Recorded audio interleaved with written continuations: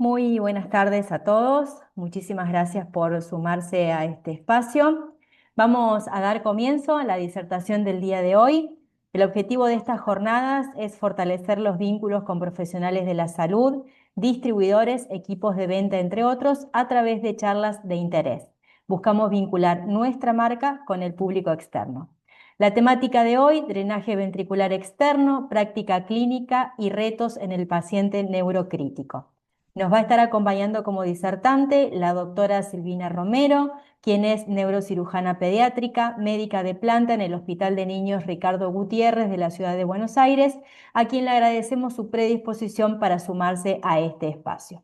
Desde Silmac nos va a estar acompañando la asesora científica licenciada Ivana Cabrera. Les pedimos a todos, por favor, que mantengan los micrófonos silenciados en el transcurso de la disertación de la doctora Romero, y una vez que ella finalice vamos a tener un espacio de consultas, sugerencias, preguntas, exposición, debate y demás. Ahora sí, doctora Romero, muchísimas gracias por sumarse a este espacio y le cedo la palabra para la disertación del día de hoy. Gracias ante todo, muchas gracias María Elena por tu presentación, muy amable de tu parte. Vamos a ir entonces sin más a la charla que tenemos para compartir. Estamos compartiendo pantalla, ¿verdad? Sí, sí, doctora, se ve bien. Bueno, vamos a compartir entonces la charla que tenemos prevista para hoy sobre el uso e indicaciones del drenaje ventricular externo SILMA, los elementos constitutivos y la función de cada uno de ellos.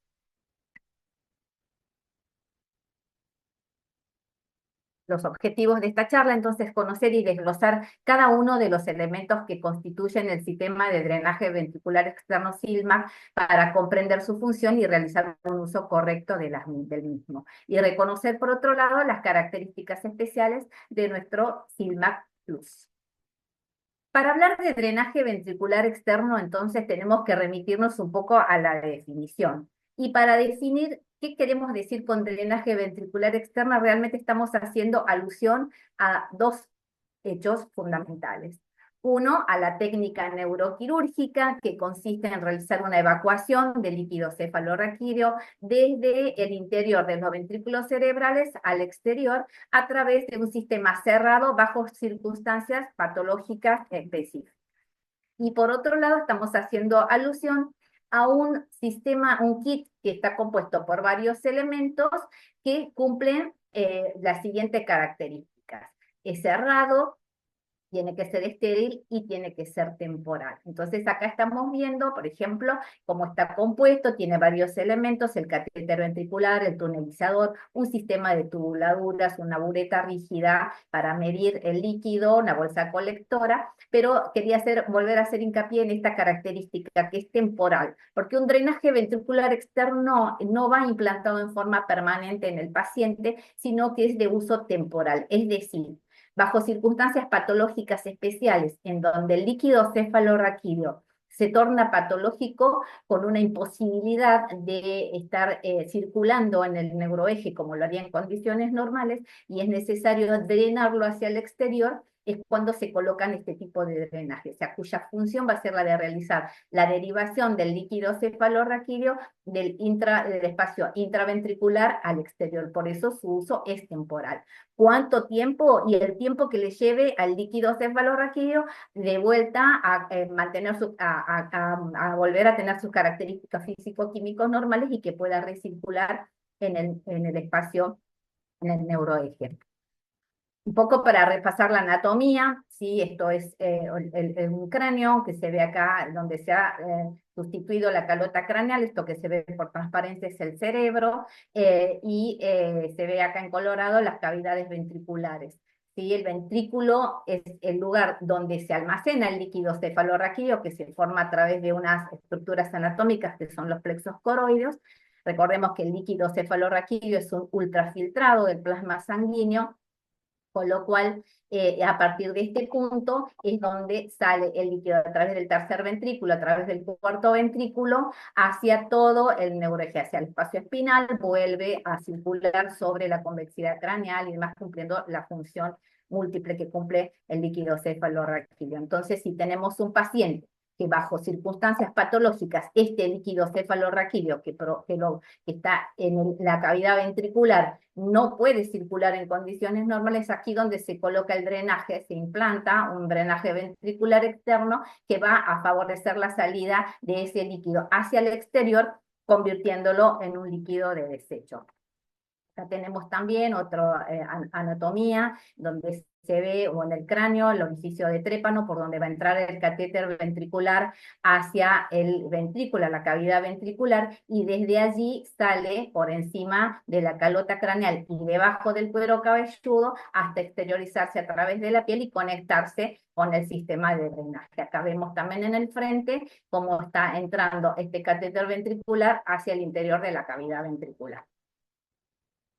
Las indicaciones que tiene drenar un líquido cefalorraquídeo al exterior tiene varias, entonces son la del tratamiento de la hidrocefalia, de cualquier etiología, causas hemorrágicas como sangrado convolcado intraventricular, traumatismos encefalocraneanos, tumorales, eh, ya sea intraventriculares o que generen compresión, y la causa infecciosa como la espioventriculitis, meningoencefalitis. También sirve para monitorizar la presión intracraneal en causa de traumatismos encefalocraneanos severos, y también sirve para la administración intratecal de fármacos. Por ejemplo, estamos viendo acá un tumor que, si bien no está dentro del ventrículo, este es un tumor extraventricular que está en lo que se llama fosa posterior, cerebelo, y que por efecto de compresión está generando una dilatación del sistema ventricular, provocando la hidrocefalia.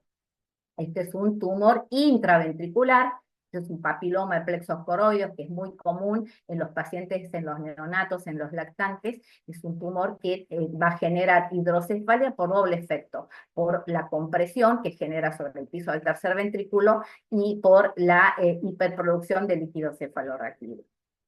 Acá hay un ejemplo de causa infecciosa. Esto es el corte coronal de una resonancia magnética que muestra un gran absceso que está localizado en la fosa posterior, o sea, área del cerebelo, y que por efecto compresivo genera una dilatación ventricular severa, como en este caso de esta hidrocefalia que la estamos viendo en un corte coronal. Estas imágenes hiperintensas que se ven en el interior del ventrículo son los plexos coroideos, que es de lo que les hablé, la que forma el líquido cefalorraquídeo.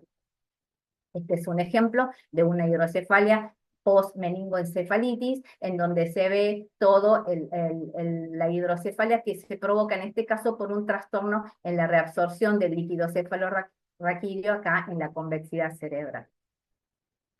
Por último, una imagen de sangrado con un volcado ventricular. Se ve acá lo que se ve en imagen hiperdensa, es todo la sangre que está, en este caso, ubicándose en la totalidad de la cavidad ventricular, con lo cual hace imposible que un líquido con estas características tan hemorrágicas pueda circular por el neuroeje normalmente. Entonces, por esa situación es la indicación de colocar un drenaje ventricular al exterior hasta lavar este líquido, hasta que el líquido adquiera sus características físico-químicas normales, como dijimos hace rato, para poder volver a recircular en el interior del organismo. Entendiendo cada elemento y su función.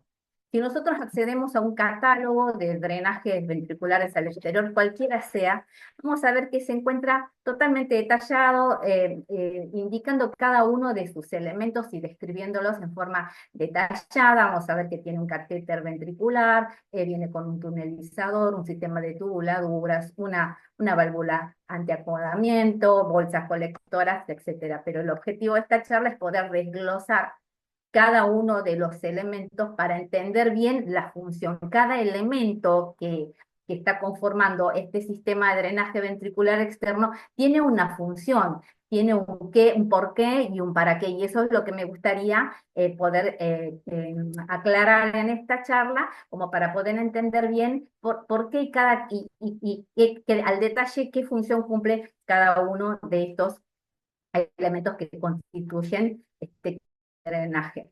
Acá, por ejemplo, vemos una descripción bien detallada de lo que es un catéter ventricular, cómo está conformado, si es recto, cuánto mide, si tiene un estilete, el tunelizador, las aletas fijadoras, y toda la descripción es totalmente detallada, pero queremos saber un poco del por qué y para qué de cada uno de ellos.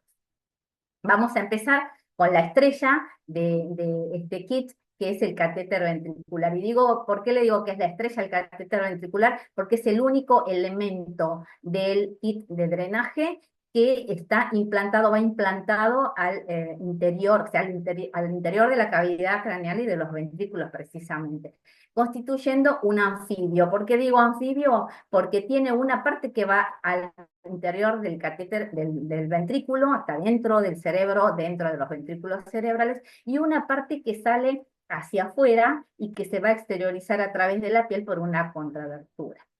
Está hecho 100% elastómero de silicona. ¿Por qué y para qué? Porque es un material atóxico, apirógeno, es flexible y es biocompatible altamente, con lo cual estamos evitando el temido fenómeno de rechazo o mal llamado rechazo por parte del organismo. Si estuvieron en las charlas del año pasado, ¿se acuerdan que hicimos un recorrido en lo que es la historia y cómo ha venido progresando estos sistemas de drenaje ventricular? Bueno, hasta llegar a lo que tenemos hoy. Pero eran materiales que muchas veces estaban hechos de metálicos o de vidrio o de goma, entonces se hacían tóxicos y difíciles de manejar y difíciles de usar. Decimos que el catéter es recto, pero dijimos también que es flexible, ¿sí? Entonces, estos van provistos de un Acá, así ya me queda. Pará. de un estilete, ¿sí? Que va inserto adentro del catéter. Si bien el catéter es flexible, cuando tiene que ingresar a la cavidad ventricular, tiene que tener una rigidez, porque si no se doblaría y tiene que tener una dirección que tiene que estar especificada dentro de lo que es la técnica quirúrgica. Entonces, si el catéter se mueve, no vamos a llegar al lugar. Entonces, tiene el porqué y el porqué y el para qué de este estilete, que le va a dar una cierta rigidez para el ingreso al catéter ventricular y una vez del catéter al ventrículo, y una vez que hemos logrado ese cometido, se saca el estilete y queda descartado, o sea, no forma parte del sistema cerrado. Decimos que es un catéter recto que tiene 9 French, tiene un diámetro de 3,4 y un diámetro interno de 1,75. Eso también tiene su porqué y su para qué, porque nos permite la salida dinámica del líquido cefalorraquídeo en un catéter relativamente delgadito, digamos, no tiene que ser demasiado grueso para que no genere fenómenos de microtrauma, ni de contusión, ni de microsangrado en el cerebro, nada menos es un órgano, si bien es muy noble, su corteza es muy delicada. Tiene también, está marcado, teniendo en cuenta desde el extremo distal hacia los 5 centímetros, a partir de los 5 centímetros, tiene marcado cada 1 centímetro hasta los 15. Esto también tiene un porqué y un para qué. Nos permite, le permite al neurocirujano poder llegar a la cavidad ventricular, porque el procedimiento y la técnica es una técnica a ciegas, pero nos permite llegar al interior de la cavidad ventricular. Anatómicamente, desde el punto desde la entrada de la dura madre hasta la cavidad ventricular, aproximadamente es de entre 5 y 7,5 centímetros. O sea, en un adulto va a ser un poco más y en el niño un poco menos, pero esta más o menos es la distancia que le lleva al catéter desde su apertura dural hasta la cavidad ventricular. ¿Sí? Y a partir de ese momento, a nosotros nos permite saber entonces cuánto hemos colocado en el interior del ventrículo, y el resto de las medidas nos permiten medirlo desde el exterior. O sea, nosotros le habías dicho que es un anfibio, o sea, que una parte que está dentro y una parte que está afuera. La parte que está afuera nos permite medir cuánto tiene de catéter hacia afuera y contabilizarlo.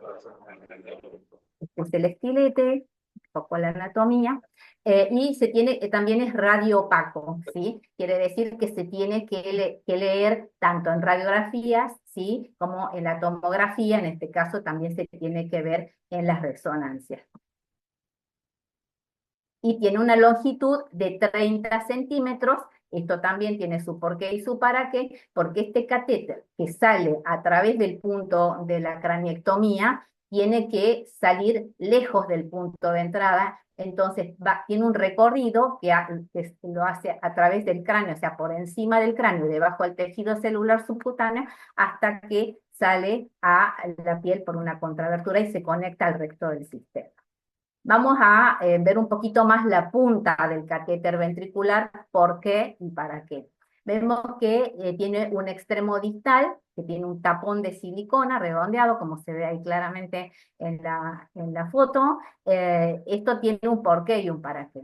Como dijimos anteriormente, tiene que penetrar este catéter ventricular toda esta área de parénquima cerebral, que es un montón, hasta llegar a la cavidad ventricular, y tiene, el cerebro es muy lábil al respecto al microtrauma, al microsangrado, entonces ninguna catéter que tenga un corte biselado o un corte transversal, los filos, ¿sí? Por más flexible que sea el material, puede provocar alguna lesión a nivel de la corteza, sobre todo donde hay materia gris, digamos, ¿sí?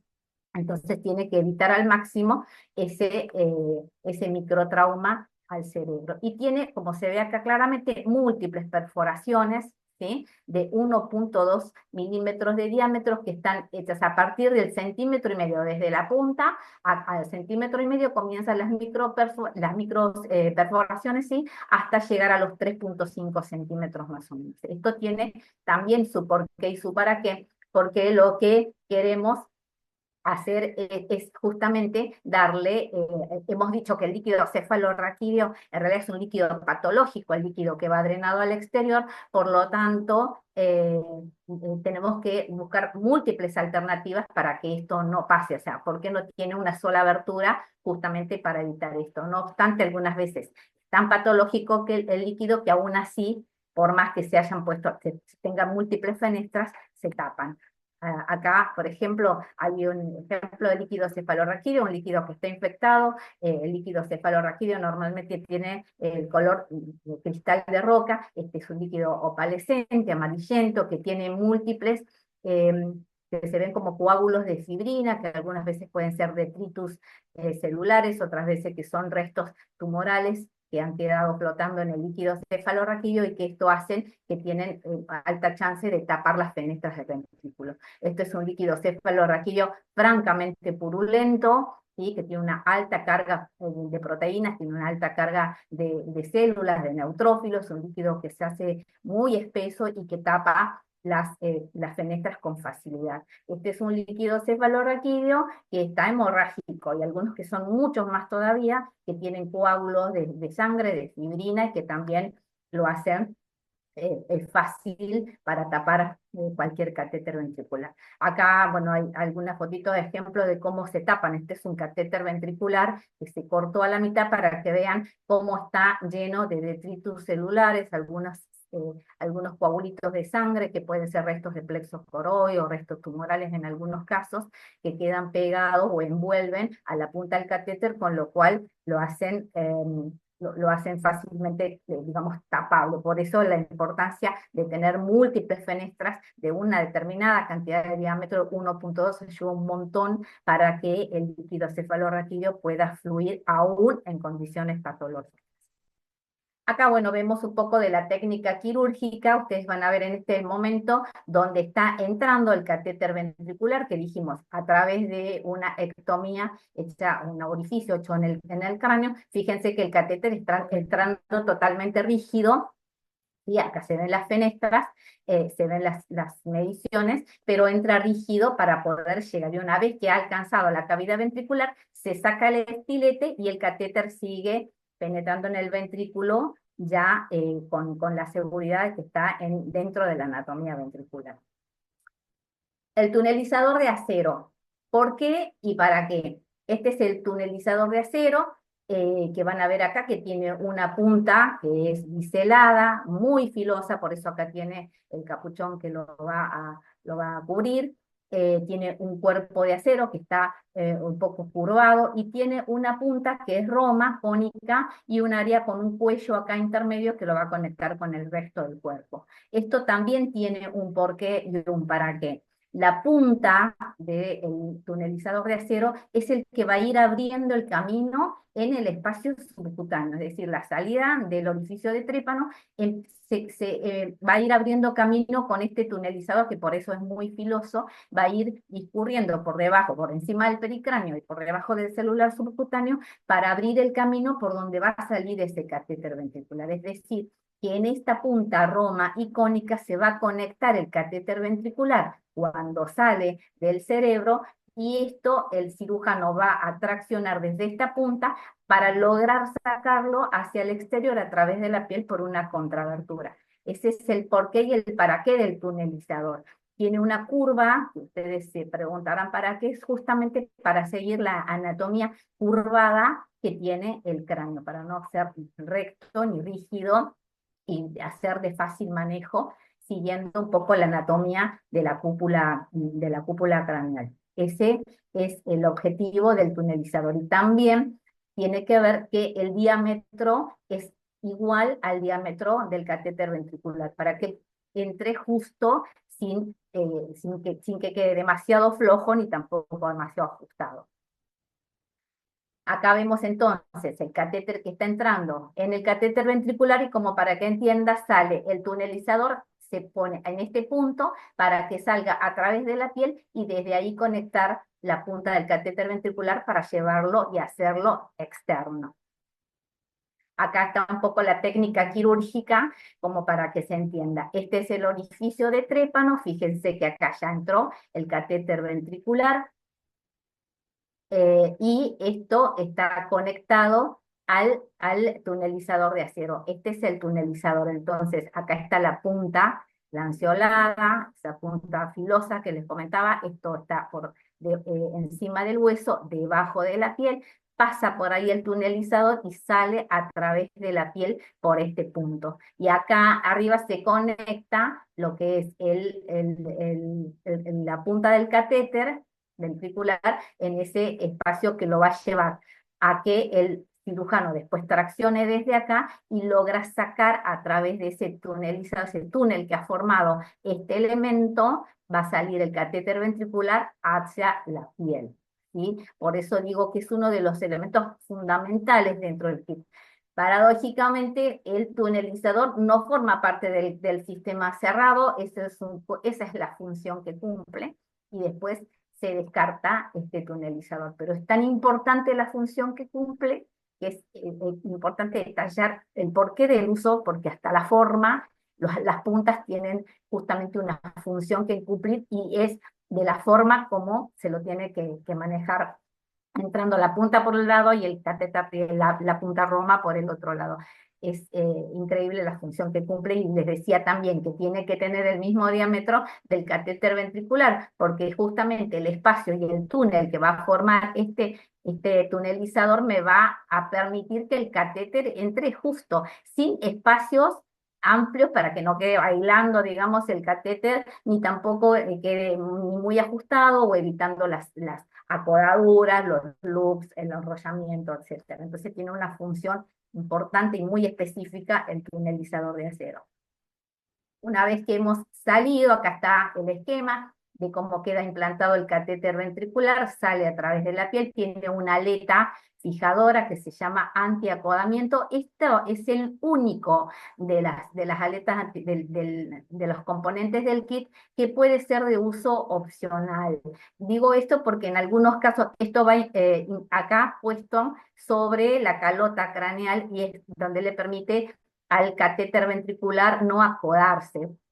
En algunos casos puntuales, sobre todo en pediatría, que es el área donde yo más me manejo, algunas veces, y siendo la piel tan delicada, la piel de un lactante, de un niño, algunas veces se lo puede dejar, pero cumple también la función importante de evitar el acodamiento del catéter para que el flujo de líquido cefalorraquídeo sea el correcto, digamos. Una vez que esto sale y está atorado a través de la piel, este conector Luerlock tiene una tapa macho, este pitutito que va acá es lo que va a ir conectado con el catéter ventricular, ¿sí? Estas aletas fijadoras le sirven para darle puntos a la piel para que quede fijo por este orificio, y por este se fija a la piel para evitar los deslizamientos o el arrancamiento como ha pasado en alguna que otra ocasión. Y después, desde este punto que tiene esta tapa rosca, esta tapa rosca también se la saca y se la conecta con el resto de la tubuladura que me va a llevar a la ureta y posteriormente a la bolsa colectora. Esta es una parte muy importante, no todos los drenajes ventriculares al exterior lo tienen, esto es un conector en I, ¿sí? Ven que es una rama aparte que está fuera de todo el sistema de tubuladura, y esto es muy importante porque los permite acceder desde aquí para tomar líquido cefalorraquídeo en los casos de que necesitamos tomar muestras, por ejemplo, para ver cómo va el control del líquido cefalorraquídeo, o en algunos casos para hacer medicación intratecal. Es desde este punto donde se entra o para salir, para sacar o líquido o para pasar medicación. Igualmente, este es un procedimiento que se puede hacer al pie de cama, pero no olvidemos que por más del fácil acceso que tenga, es importante que el operador, o sea, el neurocirujano que va a hacer el procedimiento, esté vestido correctamente, con las condiciones de acceso de antisepsia al máximo, porque esto es un sistema totalmente cerrado y estéril, como dijimos al principio de la charla. Esto lo hace fundamental y es una de las características especiales que tiene el CILMAC, que no todos lo tienen, ¿sí? Después, bueno, continuamos, aparte la ureta, con la tubuladura que va a llegar a la ureta, que es una ureta rígida, no se colapsa, ¿sí? Es graduable, tiene una capacidad hasta 150 mililitros. Esto tiene una función también, esto nos permite medir en tiempos cortos la cantidad de drenaje y la velocidad de drenado del líquido cefalorraquídeo en corto tiempo. Por ejemplo, en 1 hora, en 2 horas, 4, 6 horas. O sea, no es una bureta que sirve para sostener un drenaje de 24 horas porque se mojan a pesar de que tiene filtros y tiene muchos seguros antirreflujo. Esto sirve para medir en corto tiempo y después obviamente se evacúa, y para tener nosotros más o menos un aproximado de cuánto mide, cuánto puede llegar a drenar en un paciente en 24 horas. Tiene lo específico que tiene, que es una bureta rígida que está medida cada 10 ml y en una capacidad de 150 ml, o sea que es bastante grande. Eso lo hace especial, porque más o menos un líquido cefalorraquídeo drena en un adulto entre 200 y 250 mililitros por día, o sea que tiene como para sostener un par de horas largas. Sin embargo, sirve para contar tiempos cortos. La regla medidora tiene también la ventaja, que es esta que se ve acá atrás, que tiene la ventaja que se puede medir tanto en milímetros de mercurio como en centímetros de agua. Acá tiene la reglita que está marcando a qué altura estamos dejando este drenaje, y se lo puede leer, como le digo, de las dos maneras, de acuerdo a la preferencia del neurocirujano. Y por último, bueno, el resto de las tubuladuras terminan con las bolsas colectoras, que son de amplia capacidad, tienen una capacidad de 800 ml, lo que le permite a la bolsa no tener que estar vaciándola a cada rato ni día por día. Entonces incluso hasta 3, 4 días pueden llegar, ¿sí?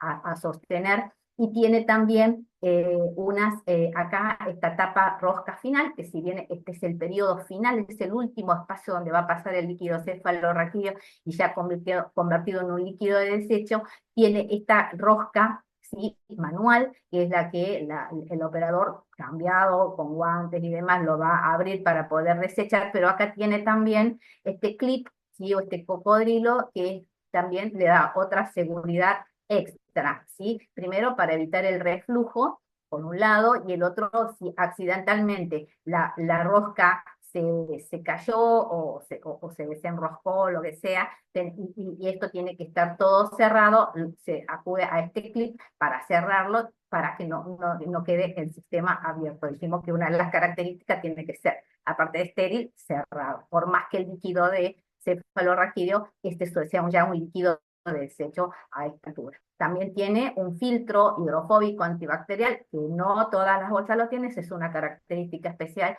del CILMAC, que tiene un filtro hidrofóbico antibacterial, es decir, que impide el flujo, el reflujo, y impide que se pegue ningún otro bicho de que ya tiene líquido cefalorraquídeo. Y tiene también una válvula antirretorno que también es otra figura más de protección, y para evitar accidentes, sobre todo cuando se hacen traslado al paciente desde la sala o a hacerse una tomografía o a la sala de cirugía, etcétera.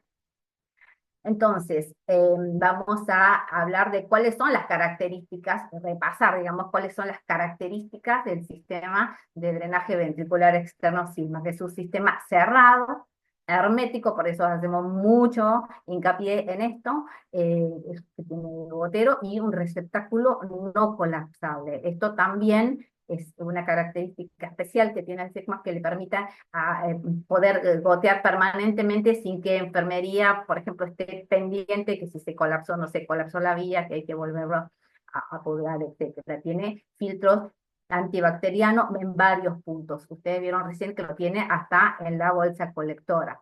Tiene también válvulas antirreflujo en varios puntos, ¿sí? Que evita esto cuando el paciente se tiene que trasladar, cuando se tiene que hacer algún procedimiento, simplemente cuando se cierre por la llave de transvías para bañar, dar vuelta, alimentar al paciente, evita que pasen este tipo de accidentes. Tiene, hablando de la llave de 3 vías, una línea intermedia que está en la tubuladura que sirve para la conexión al transductor para un monitoreo de la piqueta de la función en el caso de que se quiera medir la presión intracraneal en un paciente, por ejemplo, que está con un traumatismo encefalocraneal grave, y es la forma de poder medirle la presión intracraneal a través del implante de este drenaje ventricular. Tiene prolongaciones laterales de la línea, como se los mostré recién, para poder hacer la infusión de una medicación, un fármaco o extracción de líquido cefalorraquídeo, si queremos hacer un control de cómo va, digamos, mejorando el estado físico-químico de ese líquido cefalorraquídeo. Tiene válvulas antirreflujo y clips plásticos, como les mostré, para cierres transitorios, o sea, lo que le da también a este sistema un plus más de seguridad que no todos lo tienen. Y por último, 2 bolsas colectoras que también sirven para esto, ¿no? Para aumentarle la seguridad y evitar algún tipo de accidente. Sabemos que si bien son bolsas que tienen una alta capacidad, de casi 1 litro, son 800 ml, en algunos casos, y por alguna desgracia pasó una fisura de la bolsa, se recargó la bolsa, además uno puede, bajo condiciones de antisepsia extrema, hacer el recambio solamente del extremo distal de la bolsa y mantener al sistema cerrado y hermético y sobre todo estéril. Como conclusión, entonces, es importante no solo para el neurocirujano, sino también para el personal de quirófano, enfermería, técnicos, etcétera, que el conocimiento minucioso del sistema para que su funcionamiento sea óptimo, evitando así complicaciones indeseables. Muchas gracias. Muchísimas gracias, doctora. Muy interesante su exposición. Ahora sí, los invitamos a que quienes quieran hacer alguna pregunta, alguna consulta, abran sus micrófonos, lo pueden hacer. Sí les voy a pedir, por favor, que cuando hagan la pregunta nos digan desde dónde están conectados. Bien, le comento, doctora, hay gente conectada de un montón de países, así sabemos desde dónde se han conectado.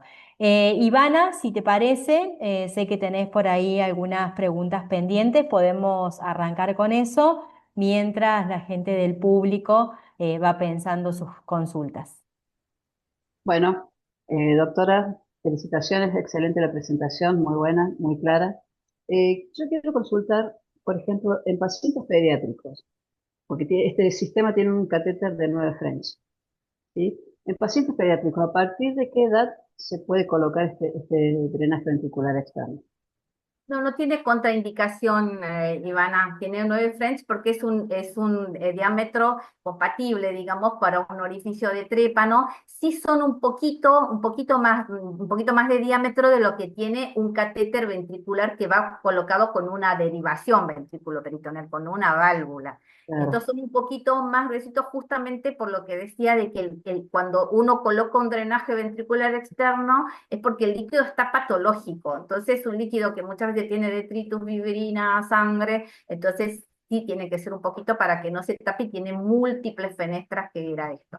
Igualmente, déjame decir que en general el uso del drenaje ventricular está para el lactante en adelante. El neonato en sí no se maneja con drenaje ventricular, se maneja solo con punciones ventriculares a requerimiento, salvo en algún que otro caso particular, pero no es de indicación frecuente, digamos. Está bien. ¿Y en qué situaciones se obliga, digamos, al recambio inmediato de todo el sistema? O del sistema, o del catéter, mejor dicho. Claro, el catéter, a ver, el drenaje ventricular se cambia entre los 7 y los 10 días, ¿sí? Se hace el recambio de todo todo el drenaje y se hace en quirófano. Entre 7 y 10 días, porque ese es el tiempo más o menos entre la manipulación, no que ahora está un paciente que está en una terapia intensiva y demás para evitar la sobreinfección, tiene ese tiempo de cambio. Y generalmente si uno lo hace por el polo frontal derecho, al recambio siguiente lo hace en el lado izquierdo y así se va alternando derecha e izquierda hasta que cumple el tiempo en donde el líquido cefalorraquídeo esté en condiciones para volver a poner, internalizarlo, digamos.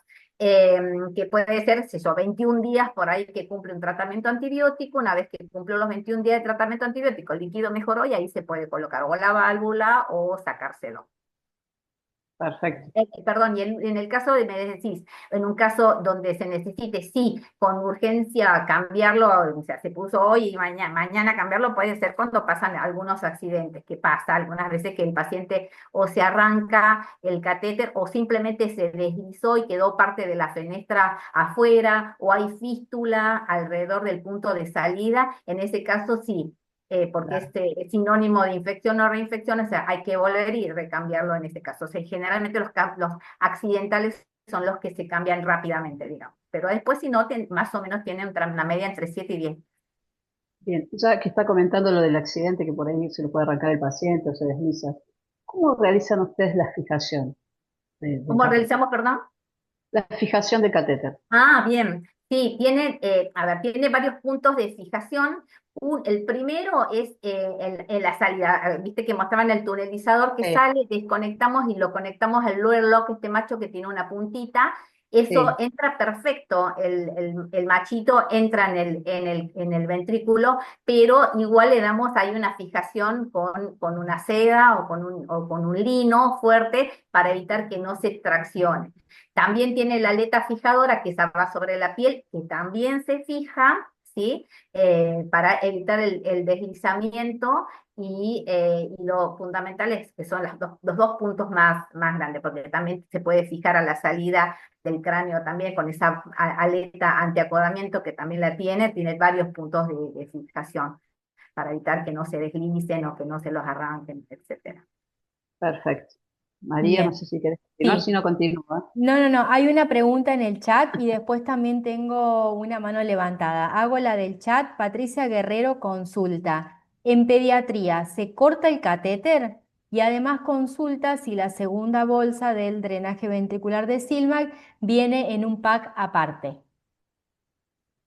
Eh, sí, esto hablamos de los 30 centímetros porque el catéter, una vez que sale por la contrabertura de la piel, tiene que hacerse a una distancia prudente, no directamente desde el punto de entrada, sino por eso sale por una contrabertura.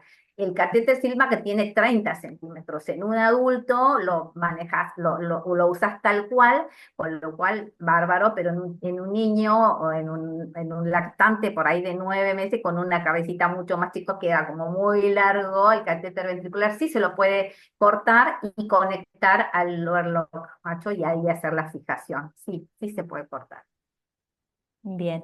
Ivana, ¿podrías ayudarnos Ay, con... Ah, perdón, Bueno, y lo de la bolsa, sí, no, sí. no, no, no, no todos lo tienen, sé que a nosotros nos llegan, tenemos las bolsas para hacerlo, y en general no es que la necesitas sí o sí, algunas veces sirve cuando pasa accidentalmente, no sé, que se cayó, se desconectó por algo, pero bueno. No Bien, En sabemos el caso, si tienen en el caso todos en... nuestro, Patricia, la segunda bolsa viene empaquetada de manera individual. Por si no la necesitas utilizar, la puedes tener después en el depósito para aquella ocasión en que sí la necesites y está totalmente estéril. Exactamente, eso es lo que nos pasa a nosotros, vienen aparte y en caso que se necesite particularmente se usa, si no, no. bien. Roberto, estabas con la mano levantada, así que podés abrir micrófono, te escuchamos.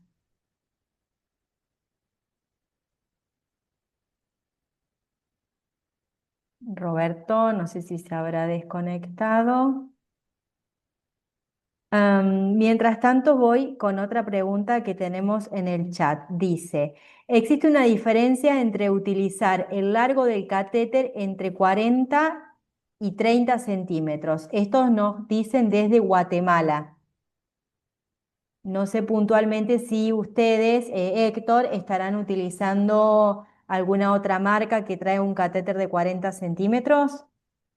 Si estás por ahí y querés abrir micrófono, te escuchamos. Bien, a ver.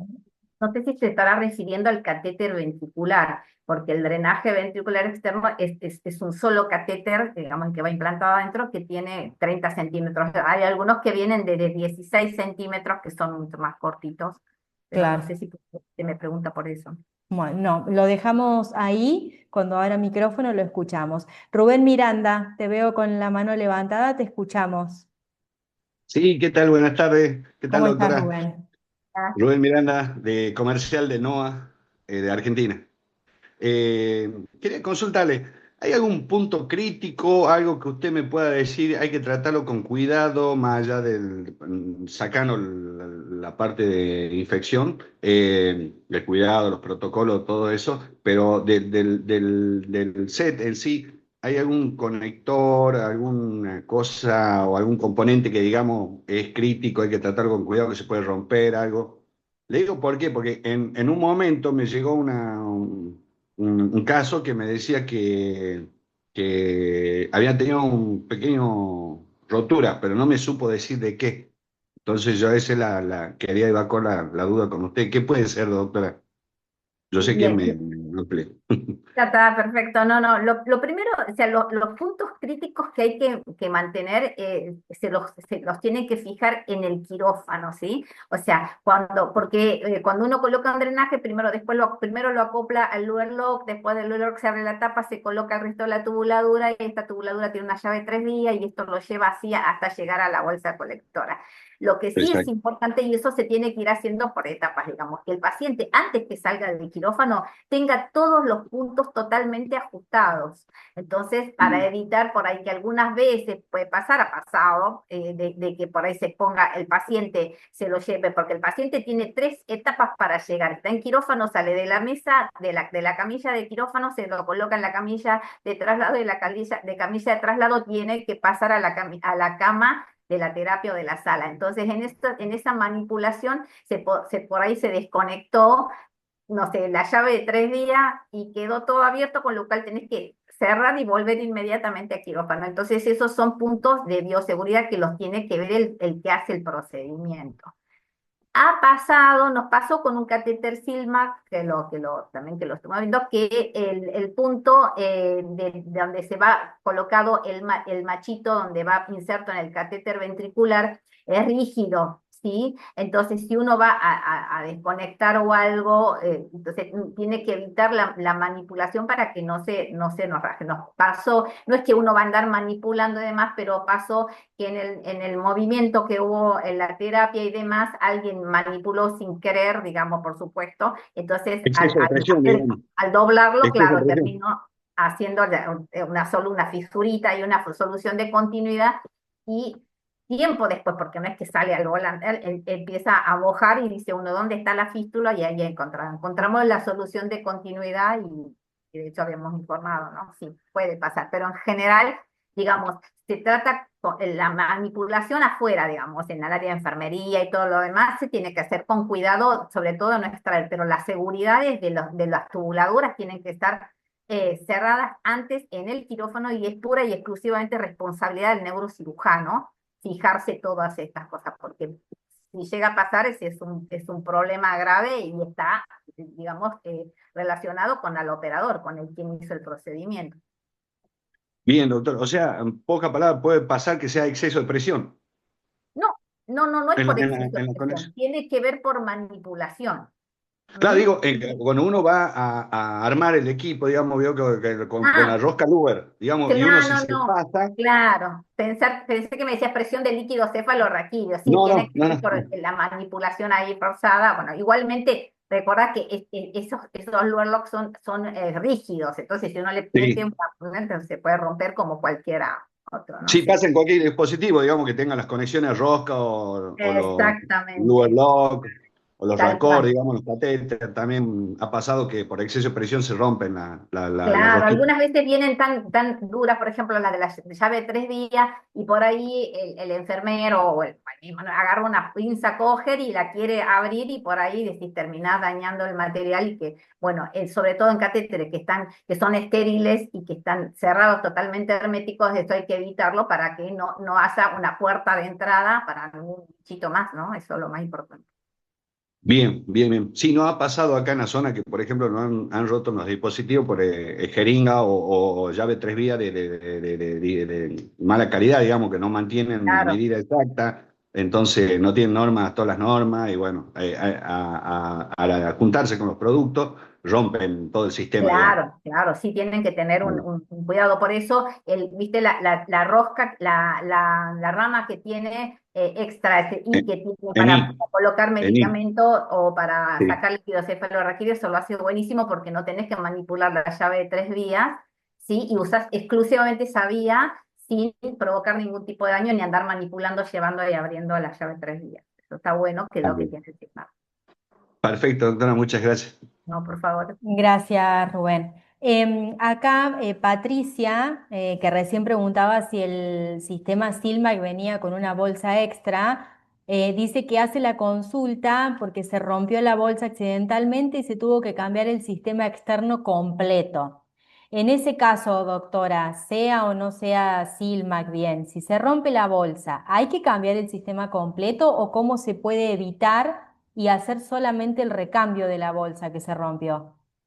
Claro, en realidad, ya la parte infectológica es para cambiar todo, ¿sí?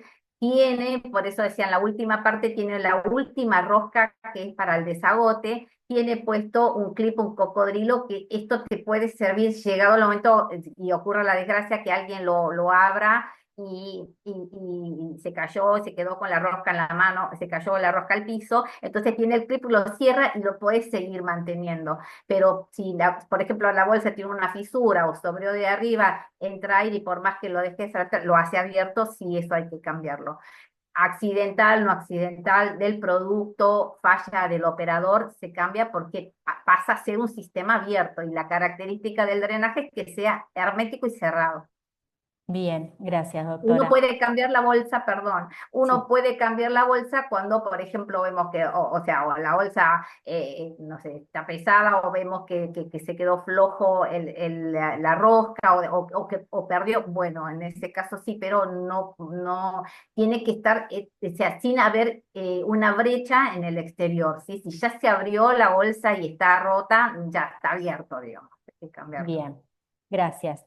Tenemos una pregunta de Joana del Pino que nos escribe desde Ecuador. Dice, mi pregunta es, ¿el puerto de acceso permite la toma de muestra de LCR sin interrumpir el circuito cerrado?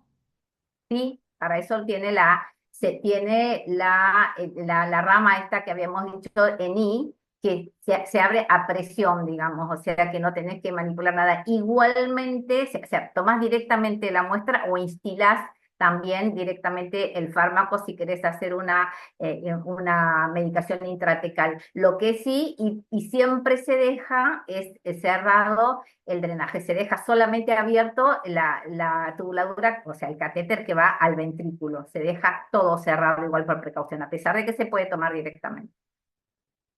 No porque el líquido, sino simplemente para asegurarse de que el líquido que vos aspiras venga directamente del ventrículo, y ni siquiera venga de la tubuladura, ¿me entendés? De la tubuladura que está posterior a la rama esta X, en I, perdón, para Bien, que el líquido venga bien del ventrículo. bien. Muchas gracias, doctora. Ivana, no sé si tenés alguna otra pregunta. Mira, justo estaba leyendo en el chat que Roberto Méndez puso si se puede sumergir el catéter en antibiótico previo a su colocación. No, no es de uso. Hay catéteres ventriculares que ya vienen impregnados en antibióticos, pero que están diseñados para la derivación ventriculoperitoneal, para la válvula ventriculoperitoneal, tampoco es de uso corriente.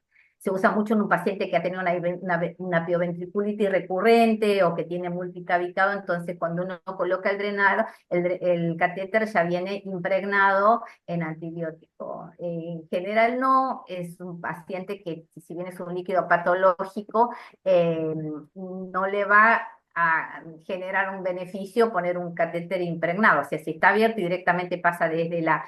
Se tiene que abrir sí en el momento, o sea, la instrumentadora lo abre al pouch, el segundo pouch lo abre en el momento y te lo da y sí el cirujano tiene que estar con los guantes estériles. Se cambia, se saca los guantes y se pone otros nuevos para tocar el catéter, pero no es necesario sumergirlo en antibiótico, porque el antibiótico lo está recibiendo ya un viendo venosa o intratecal en algunos casos. No hace falta, ¿no? Bien. Bien. Germán, Eh, tengo una pregunta de Germán, perdón, Ivana. no, no, dale, Dice, dale. ¿cuál sería la ventaja de un catéter impregnado en antibiótico frente a uno que no lo tiene para defender la venta frente a un pedido de cotización? Claro, no, básicamente por eso hablamos. Uno la puede pelear en un catéter que está incorporado a una válvula, un drenaje ventrículo peritoneal, en donde vos decís, mira, este paciente, como lo había dicho recién, tiene múltiples pioventriculitis o hizo una hidrocefalia politabicada recurrente que hubo que hacerle 45 días de antibiótico y es muy probable que este chico o es un paciente inmunosuprimido, que decís, pues mira, es muy probable que se vuelva a reinfectar. En ese caso uno ya deja un catéter impregnado en antibiótico, digamos, sobre el drenaje ventricular. Es un paciente que está infectado, o sea, que tenga o no tenga el antibiótico no le va a cambiar, porque la medicación va a seguir siendo endovenosa para cubrir la barrera hematoencefálica, o en el caso donde sea demasiada la infección, se pone la medicación intratecal. Para mí, un punto de defensa que tiene este catéter es el conector en I, ¿sí? Porque el conector en I que sale donde podés hacer la medicación o tomar líquido cefalorraquídeo está como fuera de la tubuladura, y eso para mí sí lo hace único, digamos, y ese es un punto para defender, tanto para pasar medicación como para pasar, tomar líquido, porque cualquier sistema de drenaje ventricular que tenga la llave de 3 vías, vos ponés, la vas a abrir la llave, tomás líquido, sacás, desenroscás, tapás, y en cambio la rama que tiene ENI es directamente lavar, esclavo la jeringa y saco, no tengo que desenroscar ni tapar ni nada, porque en teoría si uno va a abrir una llave de 3 vías, y por más que lo hagan en condiciones de asepsia, y se te cayó la rosca del piso y ahí es un caos, hay que cambiarlo. Entonces creo que el punto de defensa y la ventaja que tiene es esta conexión en I que tiene, porque es un sistema que es solo para eso. Bien. Hay una pregunta de Claudia Ramos que dice, ¿la manipulación del equipo es con técnica estéril? Me refiero a la manipulación del drenaje. Sí, el drenaje, empezando por las curaciones que se hacen, que solo hace el neurocirujano cada 48 horas, o sea, para tampoco manipularlo todo. Todo lo que es el resto para sacar líquido cefalorraquídeo sí se tiene que hacer con técnica estéril para pasar medicamento o para sacar líquido de control. Y conviene en algunos casos el procedimiento hacerlo de a dos, es decir, que tenga el neurocirujano y que tenga un enfermero que esté asistiendo para pasarle el material, algunas veces para ayudar a estirar un poco la tubuladura para poder tenerlo y hacerlo en forma prolija, digamos. Y hasta la bolsa de desecho, que es la última, que algunas veces eso la manipula personal de enfermería, sí también se tiene que hacer, no de todo cambiado, pero sí con guantes estériles y con barbijo. Bien, muchas gracias. Ivana, Yo quería preguntar, doctora, ya que estábamos hablando del tema de la medicación, ¿Qué tipo de medicación se suele administrar de manera intratecal y cuál es el tiempo? ¿Cada cuántas horas se realiza esa medicación? Sí, en general, primero que la medicación intratecal está separada para el paciente extremadamente grave que ya se hizo un tratamiento endovenoso furioso y que pese a eso sigue dando los líquidos positivos o es tanto el tiempo de exposición que ya el antibiótico no estaría haciendo el efecto deseado y ya ha superado la barrera del efecto tóxico por vía endovenosa. Entonces, en Bien, algunos casos sí se hace un medicamento, por ejemplo, la vancomicina, que tiene que ser diluida porque va directamente al espacio intratecal, no es lo mismo que se recibe endovenoso y se tiene que pasar por barbotaje. Se llama, no, o sea, no es que uno se clava la jeringa en la rama en I y pasa la medicación, o sea, se instila, se saca líquido cefalorraquídeo, ponerle hasta unos 10 centímetros, entras 2, cargas 9, entras 2, los dejas en 7, cargas 8, entras 2, lo dejas en 6 y así bajando lentamente para que se vaya diluyendo bien en el líquido cefalorraquídeo intratecal, pero está reservado para en esos casos puntuales, ¿no? Donde un paciente ha recibido mucho tiempo antibiótico endovenoso y que siguen los líquidos positivos o se ha reinfectado de pronto con otro germen o tiene múltiples gérmenes. bien. Y una última pregunta de mi parte, no sé el resto de las personas. ¿Cuáles son los valores normales de presión intracraneana en adultos y en pediatría? ¿Y cuáles son, cuando ya está un poco alterado, cuáles serían esos valores? ¿Cómo se refleja, digamos, cuando un paciente tiene esos valores alterados? ¿Se Bien, qué entendió? buena esta pregunta, Leonel, gracias. Las presiones de líquido encefalorraquídeo en el niño, en el adulto, están oscilando entre los 10 y los 20 centímetros de agua, ese es el valor normal. Puede cambiar bajo circunstancias patológicas, sí. Por ejemplo, donde cambia mucho la presión intracraneal es un traumatismo de cráneo, en donde, por hacer una caja rígida, sobre todo en el adulto, los valores de presión se incrementan o se disparan rápidamente. Y eso, el catéter, el drenaje ventricular externo, lo puede manejar. En este caso, y es una de las funciones. Vos implantás un drenaje ventricular que a través de la llave 3 lo conectas al domo y te puede dar la medición de la presión intracraneal. Esa es una condición donde puede aumentar en las tumorales, en las hidrocefalias que son obstructivas, agudas, donde sí se aumenta. El niño, el bebé tiene un poco más de margen y es difícil de mantener la presión intracraneal, o sea, medirle la presión intracraneal al bebé, porque un bebé, un niño que tiene fontanela, tiene escape por todos lados, tiene por la sutura, por la fontanela, entonces por ahí no le pasa mucho al niño que ya tiene el cráneo cerrado. En eso sí es importante medirlo. Y en algunos, ya que hablamos de presión y también hablamos de drenaje, en algunos casos cuando está infectado el líquido cefalorraquídeo, algunas veces se ve que la velocidad de drenaje o aumenta o disminuye de lo normal, o la velocidad de salida de líquido cefalorraquídeo es de 10 milímetros por hora más o menos, y en algunos casos se puede incrementar o disminuir esa velocidad de flujo bajo circunstancias patológicas. Eso sí puede pasar también. Perfecto, buenísimo. Tengo una más. Bueno, te Mientras escuchamos. el catéter es radiopaco, Sí. ¿sí? Por ahí han surgido algunas dudas o preguntas de cómo verifican, o sea, después de la colocación, ¿hacen la verificación de que el catéter esté ubicado en la posición que querían que esté, en la posición deseada? Por ejemplo, a través de alguna radiografía o cómo hacen ese control. No para verificar si está encargada, porque la mejor verificación que te puede pasar es la del quirófano. Entras y ves que sale líquido y respiras. Hay algunos casos que los ventrículos son muy pequeños, y entonces hay varias maniobras y no se entra el ventrículo. Creo que eso es la peor pesadilla del neurocirujano, pero para eso tenemos los puntos craniométricos y anatómicos que nos indica, pero creo que la mejor forma de constatar es cuando darte el catéter, que se siente, cuando vos pinchás el ventrículo, se siente como pum, Ah, entras y viene el líquido y ya es la maravilla.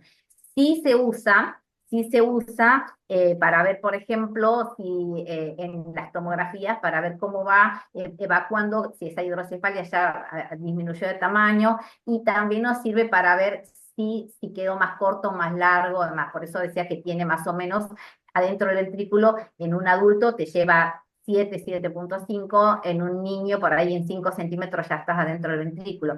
Y cuando Ajá. haces la tomografía de control, que no la haces para el control del catéter, sino para ver cómo va la hidrocefalia, algunas veces ahí decimos, está más largo o esto quedó medio corto, por eso es importante que esté medido, no solamente, por eso tiene estas medidas hasta 15 centímetros, porque parte que va a ir adentro nos permite decir, bueno, mira, tengo 7 centímetros adentro del ventrículo, pero también cuando sale por la piel vos podés ver si se te corre un poquito, si te deslizó, eso también está bueno.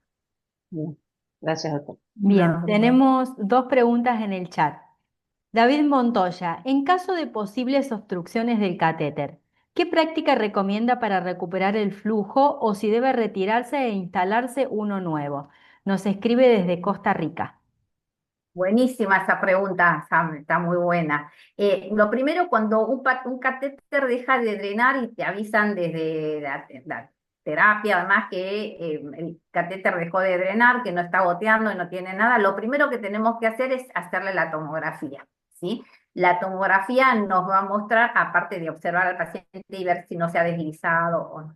La tomografía nos va a mostrar si sigue el catéter en posición o si agrandó el ventrículo, estamos pensando que se ha tapado. Entonces, en base a eso es lo que uno va a hacer. En el caso puntual, que se haya tapado la fenestra del catéter ventricular, eso es bastante común, ¿sí? Más de lo que se cree. Entonces, se puede refuncionalizar el sistema sin necesidad de tener que ir y entrar a quirófano. ¿Cómo uno diría, está tapado, voy, pongo la jeringa y aspiro, y en esto jamás se debe hacer eso, si bajo técnica antiséptica rigurosa y demás, se puede entrar a través de la llave de 3 vías o a través de la vía, la ENI que tiene el conector ENI que tiene arriba, y lo que se prepara es un push de solución fisiológica en una jeringa con suero tibio, y lo que se hace es hacer un push fuerte, cerrando el catéter para que vaya, cerrando el resto del sistema para que vaya solo al ventrículo. De esta manera yo lo que estoy haciendo es empujar los coagulitos o las fibrinas que se han metido en el catéter hacia afuera. Nunca, nunca lo que debe hacer es aspirarse, porque aspirar mete más fibrina, más color, lo tapa más, y ahí sí no queda otra opción que ir al quirófano. Pero existe la opción, sí, de dar un push fuerte de líquido, de solución fisiológica, con el cual estoy destapando hacia afuera y puede volver a recircular el líquido.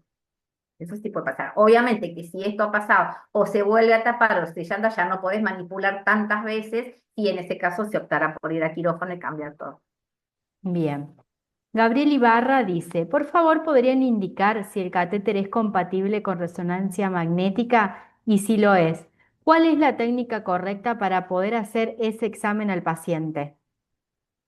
No, es compatible totalmente, se puede, tranquilamente se puede hacer. Lo único, o sea, que hay que tener el cuidado son los traslados, porque eso es, de todo lo que hemos hablado, lo más importante es esto. Una vez que tiene implantado, es como que el líquido está circulando, pero dentro, en vez de dentro del organismo, está circulando hacia afuera, pero tiene que seguir manteniendo la misma velocidad, no tiene que haber sobredrenaje, nada. Entonces tiene que estar comportándose como si estaría dentro del organismo. Entonces, cuando uno va a trasladar para hacer una resonancia, lo único que tiene que tener en cuenta es cerrarle todas las tubuladuras, cerrarle, darle con el clip, la llave de 3 vías, el sistema tiene que ir cerrado, porque acordate que cuando el drenaje está colocado en el pie de cama, la bolsa, por ejemplo, colectora, va colgada, pero si vas en una camilla, lo tenés que llevar muchas veces al paciente o colgado sobre un pie de suero, pero la bolsa va sobre la camilla.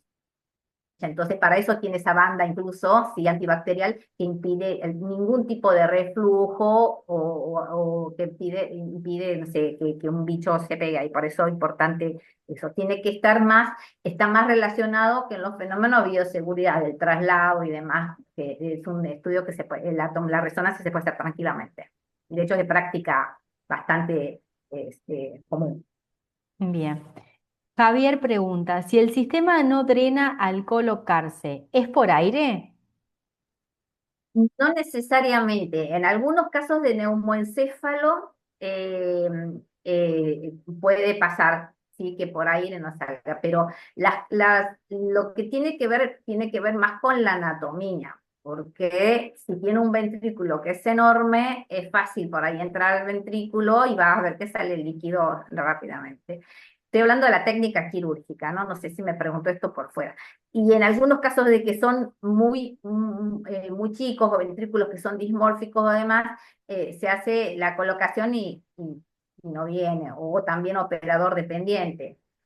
También, no sé, por ahí los que están haciendo sus primeras armas, los residentes y demás, por ahí puede no llegar a hacer, entonces siempre también es un procedimiento que se hace de a dos, pero tiene que ver más con la anatomía. Si no viene, lo primero que hay que revisar es esto, que esté en el ventrículo. Si no viene, bueno, en estos casos a lo mejor es chico o está por fuera o demás. Por eso también importante para colocar un drenaje que la anatomía esté muy bien medio, tenga hecho el punto craniométrico para poder entrar bien y asegurarse esto. Si no viene por el polo frontal, que es muy pequeño o algunas veces muy cerrado, se puede optar por ir al polo occipital, que puede estar más dilatado y a lo mejor es un poco más fácil para él.